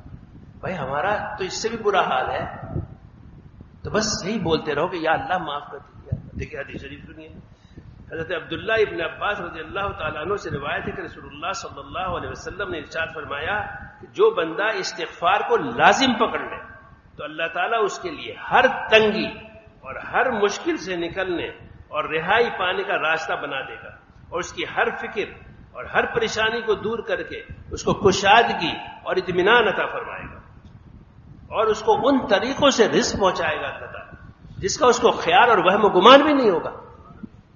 یہ حضور صلی اللہ علیہ وسلم فرما رہے ہیں، یہی مضمون قرآن میں بھی ہے. اب لوگ مجھ سے کہتے ہیں بڑی مشکل ہو گئی، ملازمت ختم ہو گئی، فلاں چیز ہو گئی، بیماری ہو گئی. حضرت حسن بصری رحمۃ اللہ علیہ یہ کیا کرتے تھے؟ میں یہ کہتا ہوں کہ بھائی اس کا طریقہ یہ ہے کہ اللہ تعالیٰ سے تمام گناہوں سے توبہ کر کے معافی مانگ لو، بس قصہ ختم. یہ وظیفہ وہ وظیفہ، مجھے کوئی وظیفہ بتا دیجئے، تو وظیفے سے کیا گناہ دھل جائیں گے؟ غیبت کرو، بدماشی کرو، نامحرموں کو دیکھو، ہر طرح کی حرکتیں کرو اور وظیفہ پڑھ لیں گے. میں ہر ایک کو کہہ دیتا ہوں کہ دیکھو کسی نے اگر تمہیں وظیفہ بتایا بھی ہے، اول تو مجھے تو وظیفوں کا پتہ ہی نہیں، لیکن اگر کسی نے بتایا بھی ہے تو میں تم کو صاف بتا دیتا ہوں، گناہ کے ساتھ یہ وظیفہ الٹا اثر لائے گا، الٹا اثر لائے گا. تم سخت درجے کے بدتمیز ہو کہ وظیفہ پڑھتے ہو اور گناہ کرتے ہو، شرم نہیں آتی تم کو؟ اللہ تعالیٰ تمہیں چھوڑ دیں گے. اللہ کا نام لیتے ہو، اس کے بعد پھر گناہ کرتے ہوتے ہیں، گناہ سے بچنے کی کوئی فکر نہیں. تو دیکھیے کتنا بڑا انعام ہے توبہ استغفار کا، سچی توبہ ہو بشرطے کہ جس کے بارے میں عرض کیا کہ اس میں اصلاح کی شرط، اصلاح بھی کراؤ، ایک بڑا بناؤ، کسی کو شیخ بناؤ، اس کو لکھو کہ حضرت مجھے غیبت کی عادت ہے، دیکھیے میں نے یوں غیبت کی، ایک دو مثالیں بھی دو، ہوا میں نہیں پوچھو. ایک عمومی سوال ہوتا ہے، عمومی سوال شیخ سے نہیں پوچھتے، عمومی سوال علماء اور طلباء کے درمیان، شیخ اور مرید کے درمیان اپنا سچا سچا قصہ بتاؤ اور شیخ سے کچھ بھی نہ چھپا. آج کل شیخ کے آداب بھی لوگوں کو نہیں معلوم. شیخ کے ساتھ بہت عاجزی سے رہنا پڑتا ہے اور اپنی ہر چیز بتانی پڑتی ہے. ایک مرتبہ حج میں آئے، کئی مرتبہ ہوا ایسا کہ ہمارے حضرت ڈاکٹر حفیظ اللہ صاحب ساتھ تھے رحم اللہ میرے شیخ. اب ہم اگر پانی بھی پینے جاتے نا تو پہلے حضرت کو کہتے کہ حضرت میں پانی پینے جا رہا ہوں، میں باتھ روم جا رہا ہوں، میں فلاں جگہ چلا جاؤں، میں فلاں جگہ چلا جاؤں. کوئی چیز حضرت سے مخفی نہیں رکھتے تھے، گول مول بات نہیں کرتے تھے کہ حضرت میں 2 گھنٹے کے لیے کہیں جا رہا ہوں. یہ سب بے ادبی کی بات ہے. شیخ سے کیا چھپاتے ہو؟ اس کو صاف بتاؤ کہاں جا رہے ہو، کیوں جا رہے ہو، وہ تمہاری اصلاح کر رہا ہے. قرآن میں بھی یہی مضمون ہے، من یتق اللہ یجعل لہ مخرجا ویرزقہ من حیث لا یحتسب. وہی مضمون ہے جو حضور صلی اللہ علیہ وسلم نے، اس کی ہر مشکل کو دور کر دیا جائے گا، توبہ کرے گا اور اس کو رزق ایسی جگہ سے ملے گا جو اس کے وہم و گمان میں بھی نہیں ہے. لیکن گناہ پہ گناہ کرتے ہیں اور پرواہ نہیں کرتے اور سنتے ہیں تو بھی مانتے نہیں. دیکھیں میں آپ کو ایک مثال بتاتا ہوں. یہ تو لوگ بتاتے ہی نہیں ہیں، لیکن میں اس لیے بتا رہا ہوں کہ لوگ بتاتے نہیں. دیکھیے آپ بہشتی زیور اٹھائیے. بہشتی زیور ایسی عجیب کتاب ہے کہ اس کے بارے میں حضرت حکیم الامت رحمۃ اللہ علیہ نے فرمایا ہے کہ اس کے 10 حصے عورت کی تمام دینی ضرورت کے لیے کافی، علم کے لحاظ سے، اور اگر 11ویں کو شامل کر لو تو مرد کے لیے بھی کافی. چنانچہ آپ پڑھیے اور دیکھیے بہشتی زیور میں جو علوم ہیں. تو بہشتی زیور میں یہ مسئلہ دیا ہوا ہے، ایک جگہ نہیں 2 سے زیادہ جگہ شاید دیا ہوا ہے کہ حقوق میں کہ شوہر کے ذمے ہے کہ بیوی کو رہنے کے لیے ایسا گھر دے جس میں شوہر کے کسی رشتہ دار کا کوئی دخل نہ ہو. اس کا حق واجب ہے. پہلے ہی روز سے اس پہ ظلم کرتے، ساس کے حوالے، اپنی ماں کے حوالے کر دیتے ہیں. میں کہتا ہوں میاں تم بھی جہنم میں جاؤ گے، تمہاری ماں بھی جہنم میں جائے گی، اس کو بھی جہنم سے بچانا تمہارے لیے ضروری ہے. جب اس کا حق ہے ایسا گھر دو جس میں بورچخانہ الگ ہو، حمام الگ ہو، آنے جانے کا راستہ الگ ہو، چاہے ایک ہی کمرہ ہو، لیکن بیوی کو ایسا گھر دینا ضروری ہے. کتنے دیتے ہیں؟ نہیں دیتے، سوچتے بھی نہیں ہیں. اور یہ مساجد وغیرہ میں جمعے کے خطبے میں کہیں بتاتے نہیں. کون بتائے؟ کون بتائے؟ بتانے والا خود مبتلا ہے. زیادہ بولیں گے تو چندہ ملنا بند ہو جائے گا. تو یہ تو حالت ہے. تو ہمارے گناہ میں سے ہمیں گناہ اپنے نظر نہیں آتے. اسی طرح سے دیکھیے ایک گناہ جو بہت رائج ہو گیا آج کل کہ اب دیکھیے بہشتی زیور میں ہی لکھا ہوا ہے، اور اس مسئلے کے بارے میں بہشتی زیور میں تو 2-3 جگہ لکھا ہوا ہے. اس کے علاوہ حضرت حکیم الامت رحمۃ اللہ علیہ نے اپنے واعظ میں ایک جگہ فرمایا کہ اٹھا کے دیکھ لو فقہ کی کون سی کتاب ہے؟ نہیں مظاہر نہیں، فقہ کی کتاب. خیر ابھی بتاتا ہوں کہ وہ مسئلہ یہ ہے کہ عورتوں کا شادی بیاہ کی تقاریب میں جانا کیسا ہے. حضرت نے کہا بالکل ناجائز، عورتوں کا گھر سے نکلنا ہی جائز نہیں. تو شادیوں کی تقاریب میں عورتوں کا جمع ہونا جائز نہیں ہے. تو حضرت حکیم الامت نے اس کو ناجائز فرمایا. لیکن دیکھیے جا کے آپ شادی ہال بھرے ہوئے ہیں اور نیک سے نیک آدمی بظاہر شادیاں کرتا ہے تو عورتوں کا بھی انتظام کرتا ہے. ولیمے میں تو عورتوں کا بھی گزر ہی نہیں ہے. ولیمے کے بارے میں تو تمام علماء نے، فقہا نے اپنے اپنے وقت میں صاف فتویٰ دیا ہوا ہے کہ عورتوں کا جانا جائز نہیں ہے. لیکن سب الٹا کرتے ہیں. کیا وجہ ہے؟ جب توبہ کرو گے سب چیزوں سے توبہ کرنی پڑے گی. اللہ تعالیٰ کے ہر حکم کو ماننے کا عہد کرنا پڑے گا. یہی انابت اللہ ہے کہ اللہ تعالیٰ سے معافی مانگو اور مانگتے رہو، یہی قلب منیب ہے۔ جب بندہ گناہ کرتا ہے تو ایک جگہ میں نے پڑھا کہ گناہ جب کرتا ہے تو 4 اس کے گواہ بن جاتے ہیں، پکے پکے گناہ، پکے پکے گواہ جس کو آپ انکار ہی نہیں کر سکیں۔ پہلا، زمین جہاں پہ گناہ ہو، جو کہ قرآن میں ہے یومئذ تحدث اخبارہا، زمین گواہی دے گی، تم نے گناہ کیا ہے، زمین گواہی دے گی۔ اور دوسرے جن اعضاء سے گناہ صادر ہوتے ہیں وہ گواہ بنتے ہیں۔ قرآن میں ہے الیوم نختم، سورہ یاسین میں ہے الیوم نختم علی افواہہم وتکلمنا ایدیہم وتشہد ارجلہم بما کانوا یکسبون، ہاتھ پیر گواہی دیں گے اور منہ پہ مہر لگا دی جائے گی، تاکہ یہ تو یہی کہے گا کہ نہیں میں نے نہیں کیا، اس لیے منہ پہ پہلے مہر لگائی جائے گی کہ فضول باتیں نہ کرے، عادی ہے فضول باتیں کرنے کا، دنیا میں بھی فضول باتیں کرتا رہا تھا، اس کے منہ پہ مہر لگاؤ، منہ پہ مہر لگاؤ۔ اب ہاتھ پیر بتانا شروع کریں گے کہ ہم نے یہ گناہ کیے، یہ گناہ کیے، قرآن ہے۔ اور تیسرے، نام اعمال، قرآن میں ہے وَإِذَا الصُّحُفُ نُشِرَتْ، یہ نام اعمال اڑائے جائیں گے، اور جو کے اعمال نامے اچھے ہوں گے ان کے دائیں ہاتھ میں، اور ورنہ پیچھے سے یا بائیں ہاتھ میں۔ اور ایک اور ہے گواہ، یہ تو 3 ہو گئے۔ وَإِنَّ عَلَيْكُمْ لَحَافِظِينَ كِرَامًا كَاتِبِينَ، آپ جو بھی کرتے ہیں بولتے ہیں، کرامن کاتبین، وہ اس کو نوٹ کرتے رہتے ہیں، وہ ریکارڈنگ ہر وقت چلتی رہتی ہے، سب محفوظ ہوتا ہوا ہوتا ہے۔ تو 4 گناہ، جیسے ہی تم نے گناہ کیا 4 گواہ تیار رکھا۔ لیکن اللہ تعالیٰ کی رحمت یہ ہے کہ جب بندہ توبہ کرتا ہے تو زمین سے بھی بھلا دیتے ہیں، نشان مٹا دیتے ہیں گناہ کا، اعضاء سے کو بھی بھلا دیتے ہیں، اور کرامن کاتبین کو بھی بھلا دیتے ہیں، صفائی کر دیتے ہیں بالکل۔ زمین پر جہاں جہاں گناہ ہوئے تھے وہ نشانات بھی مٹا دیتے ہیں، حتیٰ کہ وہ شخص قیامت میں اللہ کے دن اللہ تعالیٰ کے سے ملاقات اس حال میں کرے گا کہ اس کے بے گناہ ہوگا، اس کے پاس کوئی گناہ نہیں ہوگا، کوئی گناہ پر اس کے گواہی دینے والا نہ ہوگا۔ اور آپ کو حدیث شریف تو بتائی میں نے کہ جو شخص توبہ کرتا ہے گناہ سے وہ ایسا ہے جیسے اس نے گناہ کیا ہی نہ ہو۔ امام غزالی رحمۃ اللہ علیہ فرماتے ہیں، کتنا وقت ہو گیا بھائی؟ ہے تھوڑا وقت، کتنا؟ 5 منٹ بعد۔ امام غزالی رحمۃ اللہ علیہ فرماتے ہیں کہ کوئی انسان گناہ سے خالی نہیں، اس لیے کوئی وقت بھی ایسا نہ ہوگا جس میں کوئی شخص توبہ سے مستغنی ہو، کیونکہ انسان کسی حال اور کسی رتبے کا بھی ہو، یہ ضروری ہے کہ یا تو اس کے اعضاء میں سے کوئی گناہ کا مرتکب ہو رہا ہوگا، اور یا قلب یعنی سوچنا، ہمارے گناہ سوچنے کے بہت ہوتے ہیں، جہاں جہاں قلب آیا ہے، دیکھیے قلب میں قدرت نہیں ہے، قلب میں کوئی قدرت نہیں ہے، سوچنے میں آپ کو اختیار دیا گیا ہے، آپ جو چاہیں سوچیں۔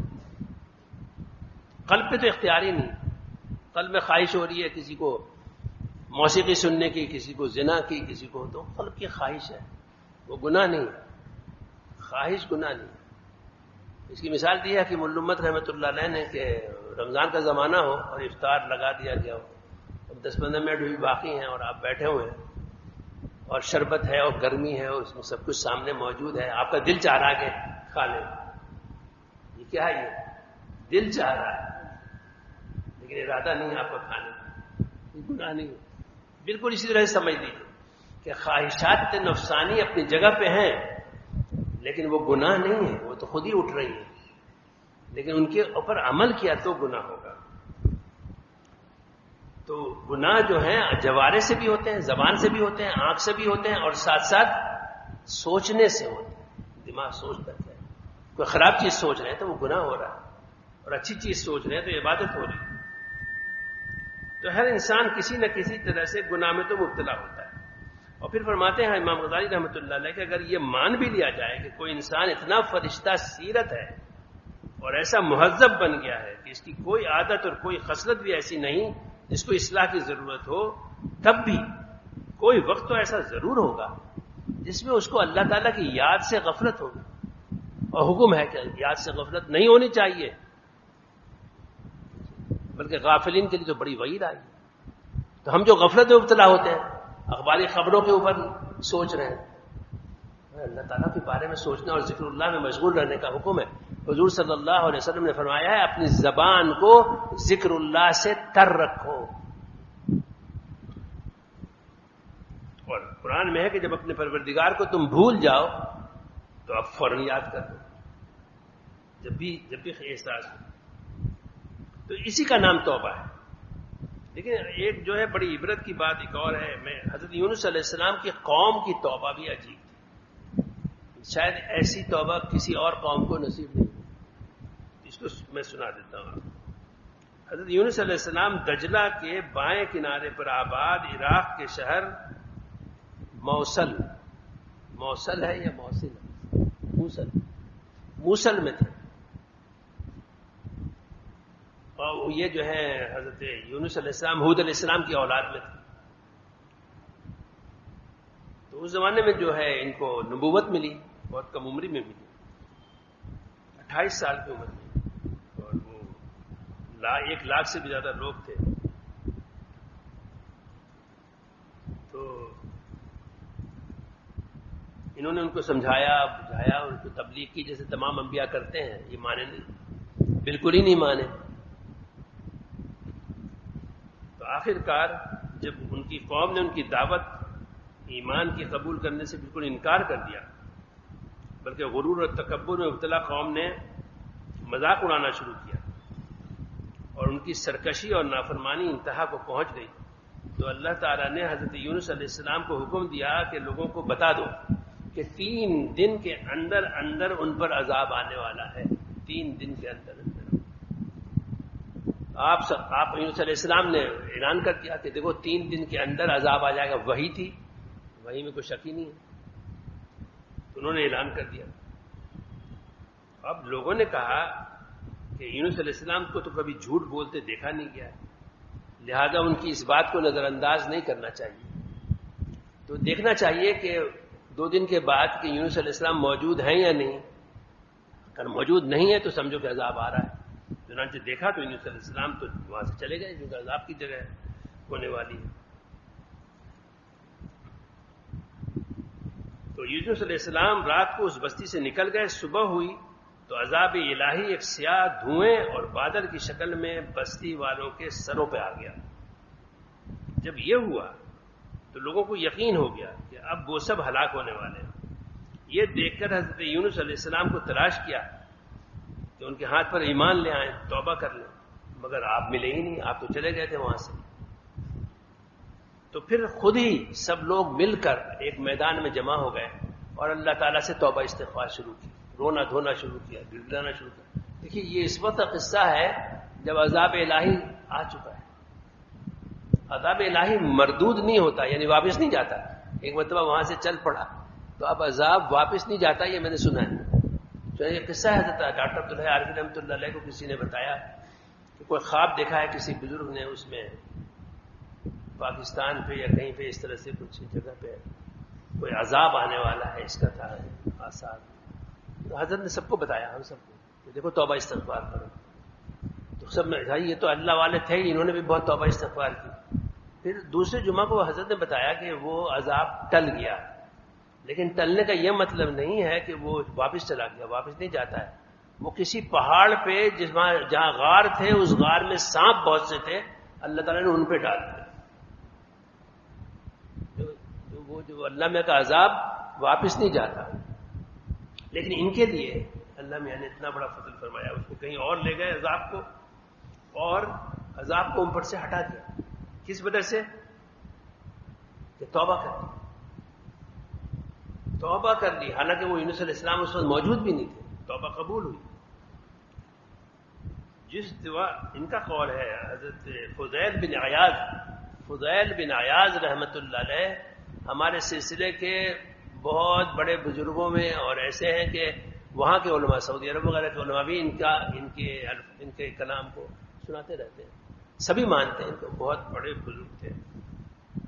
امیر المومنین سیدنا حضرت علی رضی اللہ تعالیٰ عنہ سب سے اوپر ہے ہمارے سلسلے میں، پھر خواجہ حسن بصری رحمۃ اللہ علیہ ان کے خلیفہ، پھر عبد الواحد بن زید رحمۃ اللہ علیہ ان کے خلیفہ، پھر اس کے بعد ان کا نمبر ہے فضیل بن عیاض، یعنی حضرت علی رضی اللہ تعالیٰ کے بعد چوتھے۔ بہت بڑے بزرگ گزرے، محدث بھی تھے اور صاحب کرامت بھی تھے۔ ان کا یہ قول ہے کہ شہر نینوا کا، یعنی اس شہر کا عذاب جس دعا کی برکت سے دفع ہو گیا، وہ دعا یہ تھی: اللہم ان ذنوبنا قد عظمت وجلت وانت اعظم واجل فافعل بنا ما انت اہل ولا تفعل بنا ما نحن اہل۔ اے اللہ، ہمارے گناہ بہت بڑے ہو گئے، ہمارے گناہ بہت بڑھ گئے، اور تو بہت بڑا عظمت والا ہے، لہذا ہمارے ساتھ آپ وہ سلوک کر دیجیے یا اللہ جو آپ کی شان کے مطابق ہے، اور یا اللہ ہمارے ساتھ وہ معاملہ نہ کیجیے جس کے ہم لائق ہیں، ہم تو گناہ گار ہیں۔ اس دعا سے اور سب کے رونے دھونے سے اور سچی توبہ سے وہ عذاب ٹل گیا۔ اسی طرح سے فضیل رحمۃ اللہ علیہ ڈاکو تھے اور توبہ کی، اور توبہ کرنے کے بعد اتنے بڑے اللہ والے بن گئے۔ خیر وہ قصہ رہنے دیجیے۔ آخر میں جیسے یونس علیہ السلام کا ہے کہ وہ جب مچھلی کے پیٹ میں چلے گئے، آپ سب لوگوں کو معلوم ہے، تو انہوں نے کیا کہا، کس بنا پر وہاں سے نکلے ہیں؟ لا الہ الا انت سبحانک انی کنت من الظالمین۔ کیا فرما رہے ہیں؟ میں انی کنت من الظالمین، میں ظالموں میں سے ہوں، میں گنہگار ہوں، میں خطا کار ہوں۔ اقرار کیا نا، حالانکہ نبی تھے۔ تو ہم آپ کیوں اپنے آپ کو پاک بتاتے رہتے ہیں ہر وقت، یا ایسی حرکتیں کرنا یا ایسی باتیں کرنا جیسے ہم تو گنہگار نہیں، دوسرے ہی گنہگار ہیں۔ سارا زور ہمارا اسی پہ رہتا ہے یا نہیں رہتا؟ تو کتنا بڑا، پھر اس کے ساتھ توبہ کیسے قبول ہو سکتی ہے؟ توبہ قبول نہیں ہو سکتی۔ توبہ تو بس میں نے عرض کر دیا، اس شخص کی قبول ہوگی جو اپنے آپ کو دنیا کا سب سے ذلیل، سب سے حقیر، سب سے گنہگار، سب سے جاہل اور سب سے بیوقوف اپنے آپ کو سمجھے گا۔ اگر یہ نہیں سمجھتے تم تو تم کبر میں مبتلا ہو۔ کبر میں مبتلا کا تو کوئی کام نہیں بنے گا۔ ہمارا ماحول ایسا ہے کہ ہر طرف گناہ ہی گناہ ہے، اور ایسا لگتا ہے کہ ہم کیسے، لیکن حضرت یونس علیہ السلام کے قصے میں آخر میں اللہ تعالیٰ نے فرمایا حقا علینا ننجی المؤمنین، ہمارے اوپر حق ہے مومنین کا، ہم ان کو نجات دیں گے کسی بھی مصیبت میں وہ پڑ جائیں۔ تو حضور صلی اللہ علیہ وسلم کا امتی جو ہے اس کو تو غم کرنا ہی نہیں چاہیے، کیسا ہی زمانہ ہو، کیسا ہی ماحول ہو اور کیسا ہی حال ہو، حضور صلی اللہ علیہ وسلم ہر دور، ہر زمانے کے اور ہر ماحول میں رحمت للعالمین ہے۔ کتنا ہی پیچیدہ معاملہ ہو، کتنی تاریکی چھا جائے، ایک مسلمان پر کیسی مصیبت آ جائے، اس کے لیے حضور اکرم صلی اللہ علیہ وسلم کے رحمت للعالمین کی حیثیت سے موجود ہے۔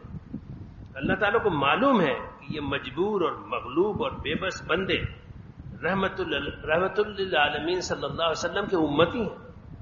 حق تعالیٰ حضور صلی اللہ علیہ وسلم کی امتی کو اکیلا نہیں چھوڑے گے، لیکن شرط کیا ہے؟ شرط یہ ہے کہ تم امتی تو بنو۔ تم نے اگر گناہ کو حلال سمجھ لیا تو امتی نہیں رہے، تم ایمان ختم ہو۔ تو ہمارا ایک کام تو یہ ہے کہ اپنے عقائد کو صحیح کریں اور امتی حضور صلی اللہ علیہ وسلم کی امتی بن جائیں۔ جو چیزیں حرام ہیں ان کو حلال سمجھنے سے تو وہ امتی کی فہرست سے ہی نکل گیا۔ اور اب توبہ کرو، دیکھو تمہارے سارے مسائل حل ہوتے ہیں کہ نہیں۔ ساری مشکلات کی وجہ ہی یہی ہے، گناہ۔ تو ان گناہوں کو دور کرنے کے لیے سب سے پہلے تو ایک شیخ کی تلاش کرو، جو کہ ایک راستہ بتانے والا چاہیے، ورنہ تم تو اپنے آپ کو پاک سمجھے ہوئے ہو، تمہیں اپنے گناہ نظر کہاں آ رہے ہیں؟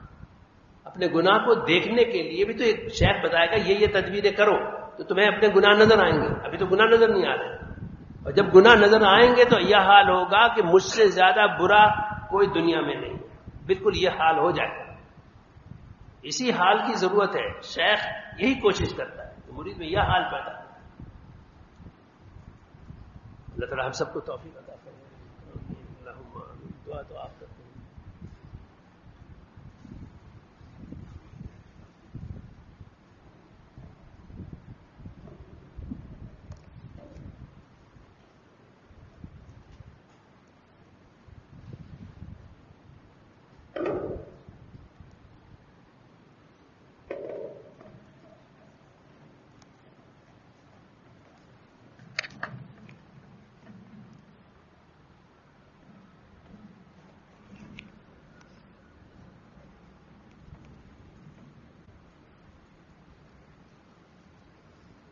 آج کی بسم اللہ الرحمن الرحیم آج کی مجلس کا خلاصہ کہ ہم اور آپ سب توبہ اور استغفار کا معمول بنائیں.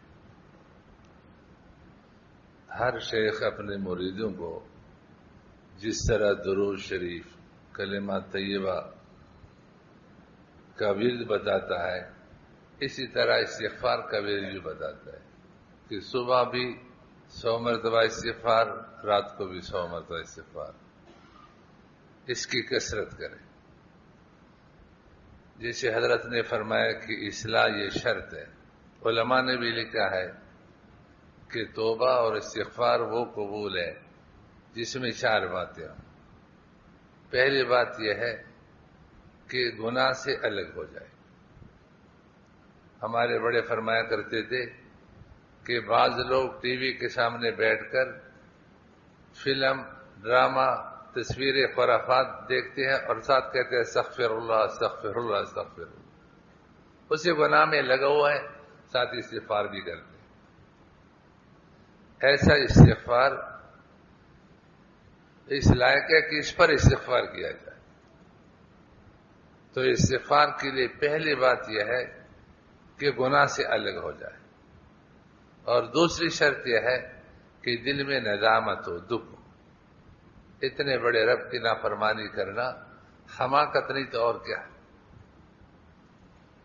اتنے بڑے محسن کی نافرمانی کرنا، ہمارا وجود نہیں تھا انہوں نے وجود دیے، اور وجود دینے کے بعد انہوں نے باقی رکھا، اور جسم کے نشو و نما کے لیے جن جن چیزوں کی ضرورت ہے وہ ساری ضرورتیں پوری کی. کوئی ایک احسان نہیں. اللہ تعالیٰ کے احسانات سے ہم دبے ہوئے. تو محسن کی نافرمانی کرنا کتنی بڑی حماقت ہے. اس لیے دل میں ندامت ہو، پشیمانی ہو کہ مجھے نافرمانی نہیں کرنا چاہیے. اور تیسری شرط یہ عزم ہو کہ آئندہ یہ گناہ نہیں کروں، آئندہ یہ گناہ نہیں کرنا. اور چوتھی شرط یہ ہے کہ اس کا جو تدارک شریعت میں ہے اس کا تدارک کیا جائے. نماز قضا کی ہے تو قضا نماز پڑھی جائے، روزہ چھوڑا ہے تو روزے کی قضا کی جائے، کسی کا حق مارا ہے تو اس کو جا کر اس کا حق دیا جائے. بعض لوگ دوسروں کے حق کو کھا کر کہتے یا اللہ میری توبہ، اور ان کو ان کا حق لوٹاتے نہیں، نہ معاف کراتے ہیں. اس سے توبہ قبول نہیں.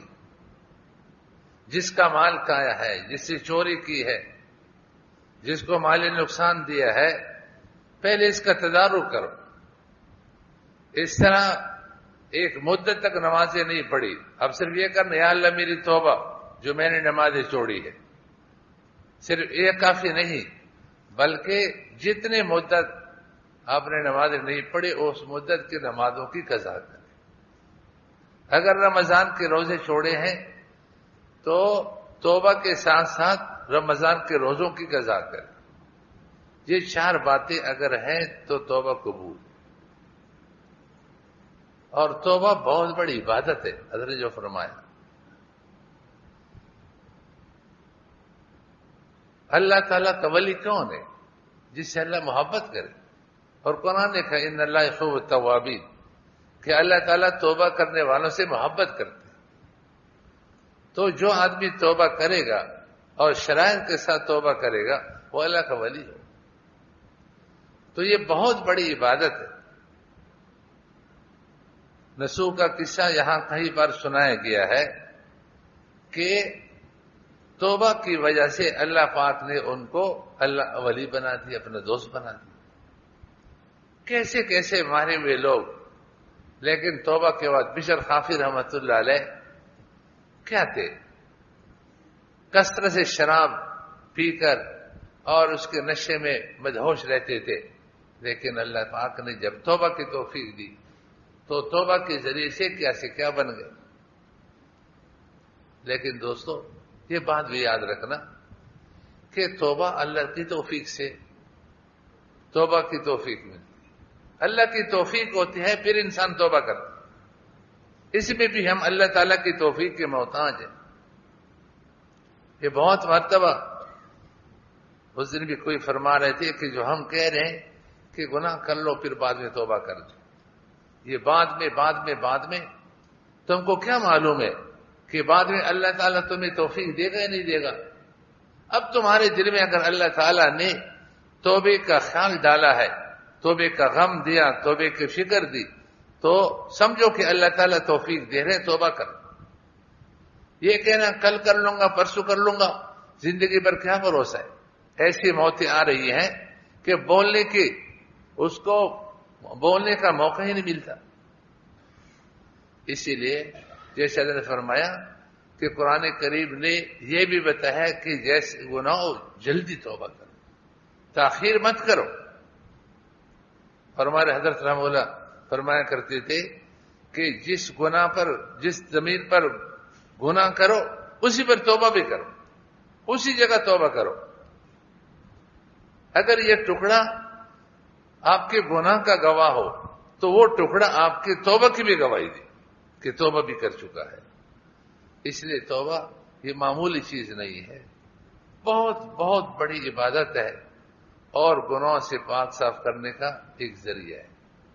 سارے احباب نماز سے پہلے موقع ملے تو 2 رکعت صلاۃ توبہ پڑھ لیجیے اور اللہ سے کہے کہ اللہ جب سے میں بالغ ہو چکا ہوں اس وقت سے لے کر آج تک مجھ سے جتنے گناہ ہوئے ہیں میں سارے گناہوں سے توبہ کرتا ہوں، مجھے معاف فرما۔ اور جب توبہ سچی ہے تو اللہ تعالیٰ معاف فرما، توبہ قبول ہے۔ ذرہ برابر بھی انسان شک نہ کرے کہ پتہ نہیں میری توبہ قبول ہے یا نہیں، میری توبہ قبول ہے یا نہیں۔ جب آپ نے دل کی سچائی کے ساتھ توبہ کی، ندامت کے ساتھ توبہ کی، شرائط کے ساتھ توبہ کی تو قبول۔ اس لیے یہ شک اور تردد دل میں نہیں ہونا چاہیے۔ تو 2 رکعت پڑھ کر کے آپ کی پوری ماضی صاف ہو جائے گی۔ حضرت نے فرمایا پھر ایک معمول بناؤ کہ عشاء کی نماز پڑھی، 2 رکعت سنت پڑھ لی، وتر سے 2 رکعت پہلے 2 رکعت نماز پڑھو، اس میں دوسری نیتوں کے ساتھ یہ بھی نیت کر لو کہ یا اللہ 24 گھنٹے میں مجھ سے جو نافرمانی ہوئی ہے، گناہ ہوئے ہیں، میں اس پہ توبہ کروں۔ صلاۃ توبہ کی نیت کرو، روزانہ کے گناہوں پر توبہ توبہ توبہ توبہ، تو توبہ جاری رہے تو اللہ تعالیٰ توبہ معاف فرما دیں گے۔ اس لیے سارے ساتھی اس کا اہتمام کریں۔ اللہ تعالیٰ ہم سب کو سچی توبہ کی توفیق عطا فرمائیں اور اپنے گناہوں کو گناہ سمجھنے کی اللہ توفیق عطا فرمائے، اپنے آپ کو مجرم اور کمتر سمجھنے کی توفیق عطا فرمائے۔ اصل بنیاد یہ ہے، توبہ کی توفیق اسی کو اللہ دیتے ہیں جو اپنے آپ کو گناہگار تو سمجھے، اپنے آپ کو کم درجہ تو سمجھے۔ جو اپنے آپ کو بہت بڑا سمجھتا ہے وہ توبہ کہاں کرتا۔ دعا کیجیے اللہ تعالیٰ اس بیان کو ہمارے لیے انتہائی نافع بنائے اور اللہ تعالیٰ ہم سب کو اس پر عمل کرنے کی توفیق عطا فرمائیں۔ یا اللہ ہم اپنی طرف سے بھی اور پورے امت کی طرف سے توبہ کرتے ہیں، ہماری توبہ کو قبول فرما دے، ہم سب کے حالات پہ رحم فرما دے۔ یا اللہ بیماروں کو شفا عطا فرما، جن کے جائز حاجات ہے سب کے جائزات کو پورا فرما۔ یا اللہ کمزوروں کو قوت عطا فرما۔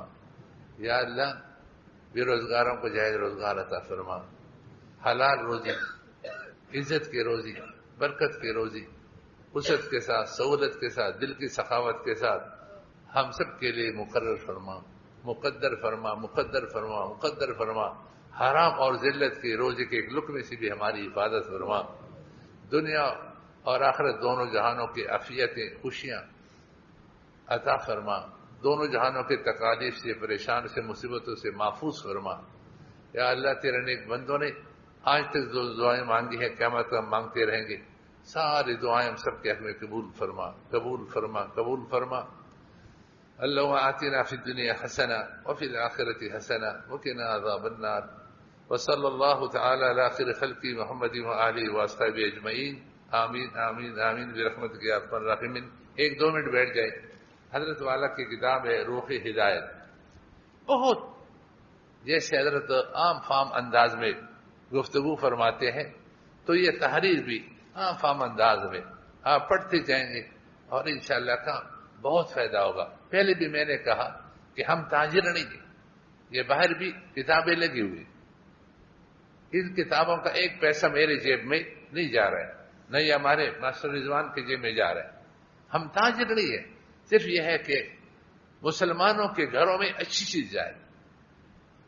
ایک وقت آ جاتا ہے کہ یہ کتابیں جو ہماری دینی رہنمائی کرنے والی ہے کسی وقت کام آ جاتی ہے۔ ایک شخص نے خودکشی کا ارادہ کیا، اوپر کئی منزلہ عمارت پر چڑھ کر چھلانگ لگانے کے لیے خیال ہے چھلانگ لگا دی اور مرے نہیں تو اور پریشانی ہوگی، ہڈی ٹوٹ جائے گی۔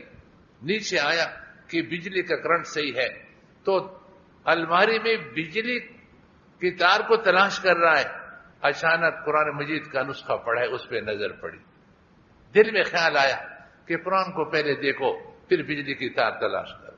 اتنا کہا کہ مجھے معلوم تھا کہ بغیر وضو کے قرآن مجید کو ہاتھ لگانا جائز نہیں، چنانچہ میں نے وضو بنایا، قرآن مجید کو کھولا، ان کی نقوش کو دیکھ رہا ہوں اور دیکھتے دیکھتے مجھے غیر اختیاری طور پر رونا آیا، اتنا رویا کہ جو گھٹن اور تنگی تھی وہ ختم ہو گئی، اور میں نے خودکشی کا ارادہ ختم کیا۔ یہ قرآن کریم کے نسخے کا فائدہ دیکھیں، یہ اچھی کتابیں معمولی مت سمجھو، میرے گھر میں رکھو، کسی وقت کام آ جائے گی۔ کبھی انسان ایسے پریشانی کے سیلابوں میں غوطے مار رہا ہے لیکن کتاب پڑھی ہے۔ دیکھیے کئی لوگ ایسے ہیں جو شدید برائیوں کی وجہ سے جیلوں میں پڑے ہوئے ہیں، وہاں ہمارے حضرت مولانا رحمہ اللہ کی کتابیں کسی نے رکھی، اس کے ہاتھ میں کوئی کتاب آئی اور کتاب پڑھی، وہاں سے آئے، بہترین داڑھی ہے، بہترین لباس ہے اور سچی توبہ کر کے آ رہا ہے۔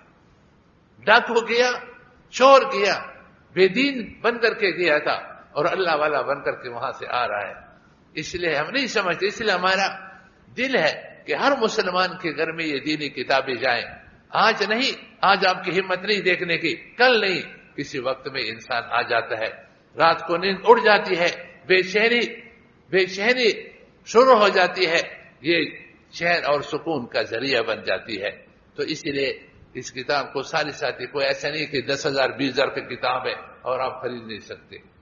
یہ جو تاجر نہیں ہوتے ان کی کتابیں ایسی سستے، ہمارے یہاں پر کتنا کتابوں پہ خرچہ ہوتا ہے، لیکن جو وہ طباعت کا پریس کا جو خرچہ ہوتا ہے بس اسی کے قریب اس کی قیمت لگاتے ہیں۔ مقصود ہے کہ مسلمانوں کے گھروں میں یہ چیز جائیں۔ اس لیے ہر اتوار کو جب آپ بیان کے لیے آئیں تو تھوڑا بہت 100 200 اور 1000 روپے لا کر کے 1-2 کتابیں بھی ساتھ لے کر کے جایا کریں، گھر میں رکھیں۔ کسی بھائی کو تحفہ دے تو کتاب تحفہ میں دے، انشاءاللہ العزیز آپ کو کتاب دینے سے جب کسی کی زندگی بدلے گی تو آپ کو ثواب ملے گا۔ ہماری تشکیل ہو گئی تھی کالام، تو ہمارے ساتھ یہاں کے کچھ علماء بھی تھے، تو ان علماء نے وہاں جوان لڑکے آئے تھے، ان کا کوئی اجلاس تھا، اجتماع تھا، تو ہمارے ساتھیوں نے کچھ کتابیں دی۔ 2-3 مہینے کے بعد ان میں سے ایک نے فون کیا ہمارے ساتھی کو کہ آپ نے کتاب دی، اللہ جزا خیر عطا فرما دے، میری زندگی بدل گئی، مجھے ایک سیدھے راستہ کی طرف رہنمائی ہو گئی، اللہ آپ کو جزا خیر عطا فرما دے۔ اس لیے ہم نہیں جانتے کسی کو آپ نے کتاب پکڑا دی، اس کتاب سے اس کو کیا فائدہ ہوا وہ اللہ کو معلوم ہے۔ کوشش کریں گے انشاءاللہ۔ جزاکم اللہ۔ جلدی جلدی وضو بناؤ انشاءاللہ۔